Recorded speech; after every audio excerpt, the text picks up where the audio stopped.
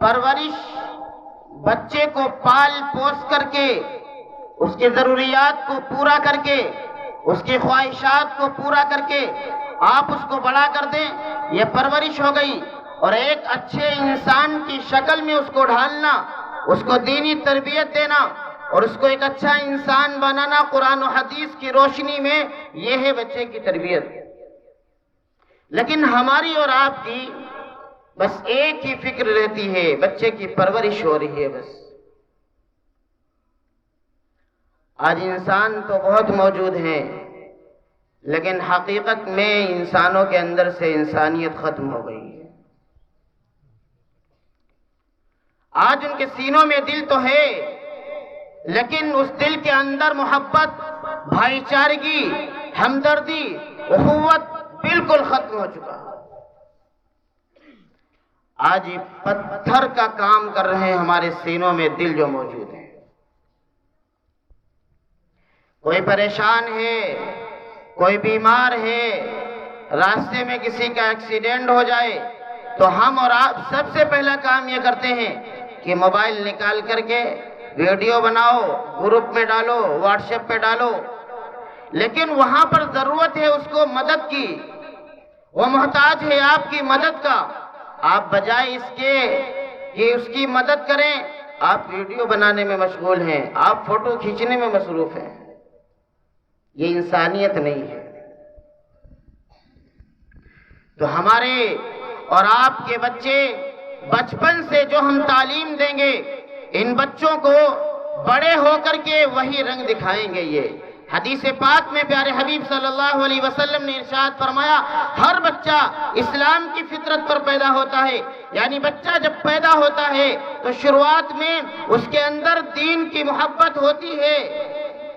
آپ نے دیکھا ہوگا کہ چھوٹے بچے جو دودھ پیتے بچے ہوتے ہیں، وہ صبح فجر کے وقت جلدی اٹھ جاتے ہیں۔ وہ نماز کے لیے البتہ نہیں اٹھتے، لیکن ان کی عادت ہے فجر میں جماعت کے وقت یا اذان کے وقت وہ رونا شروع کر دیتے ہیں۔ اب ان کی رونے کی آواز سن کر کے گھر کے بڑے بھی جاگتے ہیں، ماں بھی جاگتی ہے بچے کی رونے کی آواز کو سن کر کے، باپ بھی جاگتا ہے۔ اصل میں یہ بچہ بتاتا ہے کہ اصل وقت یہی ہے صبح اٹھنے کا۔ آپ 8 بجے اٹھو، 9 بجے اٹھو، یہ اٹھنے کا وقت نہیں ہے۔ ہر بچہ اسلام کی فطرت پر پیدا ہوتا ہے، اور پھر بچہ جو بڑا ہوگا اس کے ماں باپ جیسی اس کو تربیت دیں گے، اگر ماں باپ اس کی عادت بنائیں گے کہ تمہیں 7 بجے اٹھنا ہے، اگر ماں باپ اس کی عادت بنائیں گے کہ تمہیں 9 بجے اٹھنا ہے، تو بچہ اس کی عادت سونے کی وہی بنتی چلی جائے گی۔ تو پیارے حبیب صلی اللہ علیہ وسلم نے ارشاد فرمایا، ہر بچہ اسلام کی فطرت پر پیدا ہوتا ہے۔ اب اس کے ماں باپ کو اختیار ہے، چاہے اس بچے کو یہودی بنا دے اور چاہے تو اس کو نصرانی بنا دے۔ یہ ہمارے اور آپ کے ہاتھ پہ۔ آپ کے گاؤں میں مدرسے ہیں، مساجد ہیں، یہ اللہ رب العزت کا شکر ہے، احسان ہے، اس کا فضل ہے۔ آپ بڑے خوش نصیب ہیں کہ آپ کی بستی کے اندر، آپ کی گاؤں میں مساجد ہیں، مدرسے ہیں، مکتب کی شکل میں چل رہے ہیں۔ ورنہ ایسے ایسے گاؤں ہیں جہاں پر کسی کا انتقال ہو جائے تو نماز جنازہ پڑھانے والا کوئی عالم موجود نہیں ہے۔ اذان ہو جائے تو مسجد میں نماز کے لیے انتظار کرنا پڑتا ہے کہ کوئی آئے گا تو نماز پڑھا دی جائے گی۔ آپ کے گاؤں میں مساجد ہیں اور مکاتب ہیں، اور یہ علماء اور حفاظ اور قراء کا جمع غفیر ہے۔ آپ بڑے خوش نصیب ہیں۔ یہ قدر کریے ان علماء کی۔ آپ کی بستی کے اندر علماء موجود ہیں۔ اللہ رب العزت نے ان کو وہ ذہن دیا ہے، ان کو وہ دماغ دیا ہے کہ یہ قرآن پاک کو، قرآن شریف کو شروع سے آخر تک حفظ کر لیتے ہیں، یاد کر لیتے ہیں۔ احادیث کا ایک ذخیرہ ان کے ذہن و دماغ کے اندر موجود ہے۔ اگر یہ چاہتے تو اسی ذہن کو، اسی دماغ کو اگر دنیا میں استعمال کرتے تو آج اس میں سے کوئی ڈی ایم ہوتا، کوئی آئی پی ایس ہوتا، کوئی ایس پی ہوتا۔ اگر یہ اپنے اس دماغ کو دنیا کے اندر لگاتے، یہ دنیا کے اندر کامیاب ہو جاتے۔ لیکن ان کے دل کے اندر یہ فکر تھی کہ اگر سب لوگ دنیا میں لگ جائیں گے تو پھر دین کا بیڑا اٹھانے والا کون ہوگا؟ اگر یہ علماء، یہ حفاظ، یہ قرہ، یہ سب اس بات پر آمادہ ہو جائیں کہ سب نوٹ کمانے میں لگے ہوئے ہیں، سب گڈیاں کمانے میں لگے ہوئے ہیں، تو ہماری بھی سوچ یہ بن جائے کہ ہم بھی کوئی پڑھائی ایسی پڑھ لیں، کوئی تعلیم ایسی ہم لے لیں جس سے ہمیں سرکاری نوکری مل جائے آرام سے۔ سرکاری نوکری کا مسئلہ تو یہ ہے، کرو تو ٹھیک، نہ کرو تو ٹھیک، مہینہ پورے ہوتا ہے تنخواہ تو آتی ہی ہے۔ اگر ان کی بھی سوچ یہ بن جائے تو آپ سوچئے کہ آپ کی جو نئی نسل پیدا ہو رہی ہے اس کا کیا حال ہوگا، ان کے ایمان کو کیسے بچایا جائے گا، ان کا دین کیسے سلامت رہے گا۔ یا آپ کی بستی کے اندر علماء موجود ہیں، حفاظ موجود ہیں، یہ فکر لیے ہوئے ہیں کہ ہمارے جو چھوٹے چھوٹے بچے ہیں، جو نئی نسل ہے، ان کے اندر کیسے ہی دین کی محبت پیدا ہو جائے، اسلام سے لگاؤ پیدا ہو جائے، اس کے لیے یہ ہر لمحہ رات دن کوشش کرتے ہیں، محنت کرتے ہیں، اور پھر اوپر سے آپ کی کھری کھوٹی بھی سنتے ہیں۔ یہ علماء، عوام کا مزاج یہ بن گیا ہے کہ علماء کوئی بھی کام کریں اس میں نقطہ چینی ضرور کرتے ہیں۔ اگر یہ گوشہ نشین ہو جائیں، قال اللہ قال رسول کا درس دیں، تب بھی یہ عوام نقطہ چینی کرتی ہے، اعتراض کرتی ہے کہ علماء تو مسجد اور مدرسے کے رہ گئے، یہ دین کے کاموں کے لیے آگے بڑھنا نہیں چاہتے۔ اور اگر یہ میدان میں آ جائیں تب بھی پبلک ان کو نہیں چھوڑتی کہ ان کا کام تو تھا مسجد میں لگے رہنا، مدرسے میں لگے رہنا، اب یہ سیاست کے کاموں میں آ گئے، یہ اور دیگر میدانوں میں آ گئے، کاروبار میں لگ گئے، تجارت میں لگ گئے۔ مولوی کے لیے، کسی عالم کے لیے، کسی حافظ کے لیے تجارت حرام نہیں ہے۔ میں نے کہا نا کہ اگر یہ چاہتے تو دنیا میں کوئی کاروبار کرتے ایسا جس سے یہ دنیا کے اندر بہت سکون سے رہتے، کوئی تعلیم ایسی حاصل کر لیتے جس سے یہ بہت اچھی زندگی گزارتے دنیاوی اعتبار سے، لیکن آخرت کا کیا ہوتا تو ان کی بھی زندگی کا کچھ پتہ نہیں ہے۔ یہ ہمارے اور آپ کے بچوں کے لیے ہر وقت فکر میں رہتے ہیں کہ کسی طرح ان کے ایمان کو بچایا جا سکے۔ آج غیر مسلم تنظیمیں جتنی بھی ہیں وہ اس بات کے اوپر عزم مصمم کیے ہوئے ہیں، پختہ ارادہ کیے ہوئے ہیں کہ کسی طرح مسلمانوں سے، ایمان والوں سے ان کے ایمان کو سلب کر لیا جائے، ان کے ایمان کو چھین لیا جائے، ان کے دل کے اندر سے اسلام کی محبت کو نکال دیا جائے۔ تو اسی لیے پوری کوشش ہے، مدارس کے اوپر ایکشن ہوتا ہے ہر آئے دن، یہ قانون نافذ کیجئے، فلاں قانون نافذ کیجئے، مدرسے کو بند کر دیا جائے، مدارس کو، مساجد کو بند کر دیا جائے۔ اور پھر غیر مسلم تنظیمیں دوسری طرف اس کوشش پہ لگی ہوئی ہیں کہ کسی طرح مسلم ماؤں بہنوں کو بہلا کر کے، ورغلا کر کے، محبت کے جال میں پھانس کر کے اب کوئی کسی بھی طریقے سے ان کے قبضے میں آ جائے۔ کسی کو اگر زیور کی محبت ہے تمہارے سامنے وہ زیور پیش کریں گے، اگر آپ کو مال کی محبت ہے آپ کے سامنے وہ مال پیش کریں گے، اگر آپ کو کپڑوں سے محبت ہے آپ کے سامنے وہ کپڑے پیش کریں گے، بس آپ کسی طرح ان کے قبضے میں آ جاؤ۔ ہر طریقے سے کوشش کر رہی ہیں غیر مسلم تنظیمیں کہ کسی طرح مسلم ماؤں بہنوں کو ورغلا کر کے، اور بلکہ ایک تنظیم ایسی ہے جو غیر مسلم نوجوانوں کو اس لیے تیار کر رہی ہے کہ ان کا کام صرف یہ ہے کہ یہ مسلم نوجوان لڑکیوں کو ورغلا کر کے اپنی محبت کے جال میں پھانس کر کے ان کو اپنے دھرم کے اندر لائیں، اور پھر ان کی کوکھ سے وہ بچے جنم لیں کہ ان بچوں کو یہ ایسی تربیت دیں، ایسی ٹریننگ دیں کہ یہی بچے کل مسلمانوں کا قتل عام کریں۔ یہ تدبیریں ہیں۔ اور پھر ہوتا کیا ہے، ہماری مائیں بہنیں، ہماری نوجوان بہنیں ان کی بہکاوے میں آ کر کے چند دن وہ سکون سے رہتی ہیں، اور پھر وہ حال ہوتا ہے ان کا کہ نہ خدا ہی ملا نہ وصال صنم، نہ دنیا کی رہ گئی. جب اسلام سے ہاتھ دھو بیٹھی تو نہ دنیا کی اور آخرت کی کچھ بھی نہیں. تو یہ ایک پلاننگ چل رہی ہے، پورے طریقے سے اسلام کو مٹانے کی کوشش کی جا رہی ہے. لیکن اسلام وہ مذہب ہے جو کبھی مٹنے والا نہیں ہے. کلکم راع وکلکم مسئول عن رعیتہ. میں نے حدیث پاک پڑھی ہے، آپ گھر کے بڑے ہیں، باپ ہیں، بھائی ہیں یا شوہر ہیں، آپ کی ذمہ داری بنتی ہے کہ آپ کے گھر کے اندر دین کے خلاف، اسلام کے خلاف کوئی بھی عمل ہو، آپ اس کو اپنی زبان سے روکیں، سمجھا کر کے پیار و محبت سے اپنی ہاتھوں سے روکے. اگر پیار سے نہ روکے تو اپنے ہاتھوں کا بھی استعمال کریے. بچے کو مارا بھی جا سکتا ہے، پیٹا بھی جا سکتا ہے، لیکن اتنا نہیں کہ اس کے ہاتھ پیر توڑ دیے جائیں.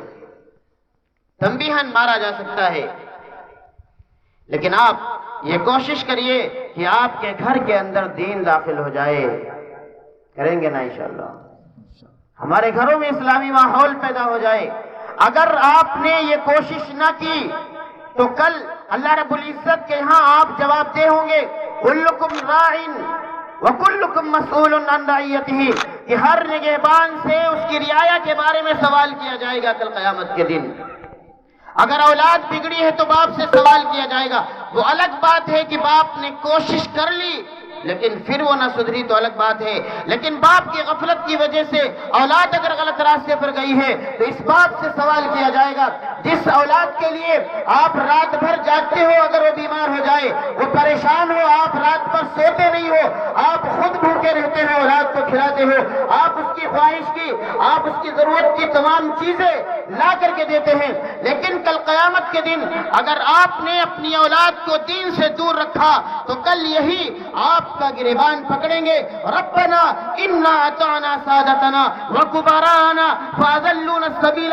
یہ اللہ رب العزت سے کہیں گے کہ اے ہمارے رب، اے ہمارے پروردگار، ہم نے اپنے بڑوں کی اطاعت کی تھی، ہم اپنے بڑوں کے نقش قدم پر چل رہے تھے، ہم ان کے بتائے ہوئے راستے پر چل رہے تھے. فاضلونا السبیل، انہی لوگوں نے ہم کو راستے سے گمراہ کر رکھا تھا. ربنا آتہم ضعفین من العذاب. اور پھر وہ آپ کی اولاد ہی آپ کے حق میں بددعا اللہ رب العزت سے کہے گی کہ اے ہمارے رب، ان کو دوگنا عذاب دیجیے. آپ کی اولاد دنیا میں آپ کے خلاف کھڑی ہو جائے تو اس سے بڑا باغی ہوگا کوئی؟ آپ کی اولاد آپ کے خلاف دنیا میں کھڑی ہو جائے، چار لوگوں کے سامنے آپ کو کوئی جواب دے دے، اس اولاد سے بڑا نافرمان ہوگا کوئی اس سے بڑا باغی ہوگا؟ لیکن کل قیامت کے دن میدان محشر میں سارا مجمع جمع ہوگا، وہاں پر یہ اولاد آپ کی کہے گی کہ اے ہمارے رب، ہم نے اپنے بڑوں کی اطاعت کی تھی، ہم اپنے بڑوں کے نقش قدم پر چلتے رہے اور ان کے بتلائے ہوئے راستے پر چلتے رہے، انہی لوگوں نے ہم کو راستے سے گمراہ کر رکھا تھا. کل آپ کا گریبان ہوگا اور آپ کی اولادوں کے ہاتھ ہوں گے. آپ یوں سمجھتے ہیں کہ اگر ہم نے نماز پڑھ لی تو ہمارا بیڑا پار ہو جائے گا، ہم نے قرآن کی تلاوت کر لی تو ہمارا بیڑا پار ہو جائے گا؟ اگر یہی ہوتا تو قرآن کریم میں یوں ہی کہہ دیا جاتا، قوا انفسکم، اے ایمان والو اپنے آپ کو بچاؤ، واہلیکم کا تذکرہ ہی نہ آتا. یہاں پر یہ بتایا گیا قرآن کریم میں کہ اپنے آپ کو بھی بچاؤ، واہلیکم، اور اپنے اہل و عیال کو بھی بچاؤ. یہ ذمہ داری ہے ہماری اور آپ کی. دینی تعلیم و تربیت اپنی اولاد کو دلانا یہ بڑی سعادت کی بات ہے، خوش نصیبی کی بات ہے. اور سب سے بڑی خوش نصیبی یہ ہے کہ آپ کے گاؤں میں مکاتب موجود ہیں، آپ یہاں سے اچھے اساتذہ موجود ہیں، آپ یہاں سے ان کو مضبوط تعلیم دیجیے.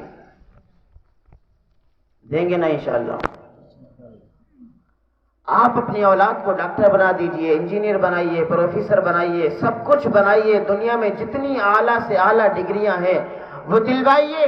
لیکن کل قیامت کے دن آپ سے یہ نہیں پوچھا جائے گا کہ آپ نے اپنی اولاد کو کتنی ڈگریاں دلائی تھی. اگر دینی تعلیم سے دور رکھا ہے آپ نے تو آپ سے سوال کر لیا جائے گا۔ حدیث پاک میں فرمایا طلب العلم فریضۃ علی کل مسلم، علم دین کا سیکھنا ہر مسلمان پر فرض ہے۔ کتنا سیکھنا؟ جس سے حلال اور حرام کی تمیز ہو جائے، جائز اور ناجائز کی تمیز ہو جائے، صحیح اور غلط معلوم ہو جائے۔ یہ آپ کی سوچ ہے کہ علماء دنیاوی تعلیم کے خلاف ہیں؟ نہیں، علماء دنیاوی تعلیم کے خلاف ہرگز نہیں ہیں۔ آپ اپنی اولاد کو دنیاوی تعلیم دلائیے، لیکن بالکل دین سے آپ اس کو اندھا گونگا بہرا رکھیں، یہ غلط ہے۔ آپ اس کو ڈاکٹر بنائیے، ڈاکٹر کے عہدے پر بیٹھنے کے بعد وہ یہ نہ بھولے کہ ہم مسلمان ہیں۔ آپ اس کو وکیل بنائیے، وکالت کے عہدے پر بیٹھنے کے بعد وہ یہ نہ بھولے کہ ہم مسلمان ہیں۔ آپ اس کو انجینئر بنائیے، انجینئر کے عہدے پر بیٹھنے کے بعد وہ یہ نہ بھولے کہ ہم ایک مسلمان ہیں۔ مطلب کیا ہے؟ آپ مسلمان ہو، ایک پریشان مریض آ گیا آپ کے پاس، آپ ڈاکٹر ہیں، تو آپ کی سوچ یہ بن جائے کہ چلو ایک موٹی مرغی مل گئی، آپ اس کو نچوڑ لیا جائے۔ بعض ڈاکٹر تو پوچھتے ہیں کہ کتنا خرچہ کر سکتے ہو، آپ جائیے ہاسپٹل میں، بعض ڈاکٹر پوچھتے ہیں کہ کتنا خرچہ کر سکتے ہو۔ اگر آپ نے اپنی رقم جو رکھی ہے یا آپ کی جو سوچ ہے کہ ہمارا مریض ٹھیک ہو جائے ہم اتنے پیسے خرچ کر دیں گے، آپ نے اس کا اظہار کر دیا، تو اب وہ اسی اعتبار سے آپ کو دھیرے دھیرے چوسنا شروع کریں گے۔ وہ انجیکشن تو لگے گا مریض کے، نکلے گا آپ کی جیب سے۔ تو یہ ڈاکٹری کے عہدے پر بیٹھنے کے بعد آپ کا بچہ اگر مسلم ہے، ڈاکٹر ہے، تو وہ یہ نہ بھولے کہ ہاں اگر ہم کوئی غلط دوا استعمال کریں گے یا کمیشن لیں گے یا اپنے فائدے کے لیے اگر کہیں دوا سستی مل رہی ہے ہم دوسری جگہ لکھوا کے دیں گے، یہ کمیشن یہ غلط ہے، شریعت نے منع کیا ہے اس کو۔ تو آپ دنیاوی تعلیم کے علماء بالکل مخالف نہیں ہیں، یہ آپ کی سوچ غلط ہے، لیکن اتنی دینی تعلیم ضرور دلائیے جس سے آپ کی اولاد حلال اور حرام کو، جائز اور ناجائز کو سمجھ سکے، صحیح کیا ہے غلط کیا ہے اس کو یہ سمجھ سکے۔ آپ اپنی اولاد کو ڈاکٹر بنا رہے ہیں، انجینئر بنا رہے ہیں، پروفیسر بنا رہے ہیں، صحیح حقیقت یہ ہے کہ آپ کی سوچ یہ خود نہیں ہے کہ ہمارا بچہ یہ کل عوام کی خدمت کرے۔ آپ کی سوچ کیا ہے؟ ڈاکٹر بن جائے گا، انجینئر بن جائے گا، وکیل بنے گا، پروفیسر بنے گا، تو اچھی ایک نوکری لگ جائے گی، گڈیاں لا کے دے گا، موٹی رقم کمائے گا، اچھا مکان بنائے گا، گاڑی پر چلے گا۔ لیکن وہ گاڑی کے اوپر جو چل رہا ہے یا اچھا مکان بنا کر کے رہ رہا ہے، وہ کمائی وہ اس نے کس طرح حاصل کی ہے یہ آپ کو نہیں معلوم۔ آج دنیا میں ان ڈگریوں کی اہمیت ہے، تو آپ اپنے بچوں کو یہ تعلیم دے رہے ہیں، اور اگر کل ایوان حکومت میں بیٹھے ہوئے لوگ،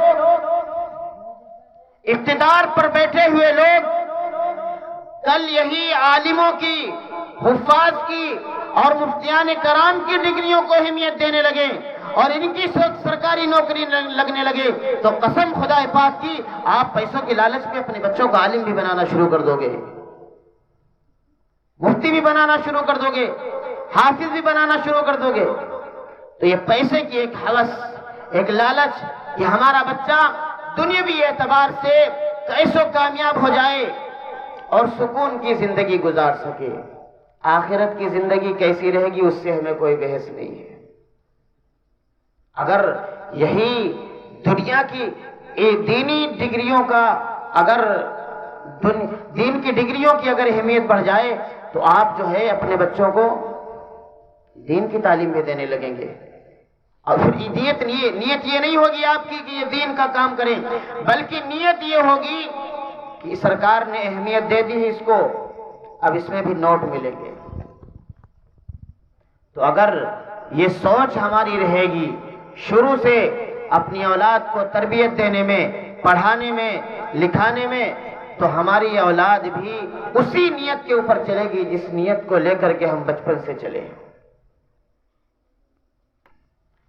تو اپنی اولاد کو آپ سب کچھ بنائیے، ڈاکٹر، انجینئر، پروفیسر، پائلٹ، سب کچھ بنائیے، لیکن دینی تعلیم اتنی ضرور دیجئے کہ جس سے یہ پاکی ناپاکی کے مسائل، حلال اور حرام کے علم اس کو ہو سکے، ورنہ یہ کل اللہ رب العزت کی بارگاہ میں آپ کے گریبان پکڑ لیں گے اور آپ جواب دے ہوں گے، وہاں پر آپ کے پاس کوئی جواب نہیں ہوگا۔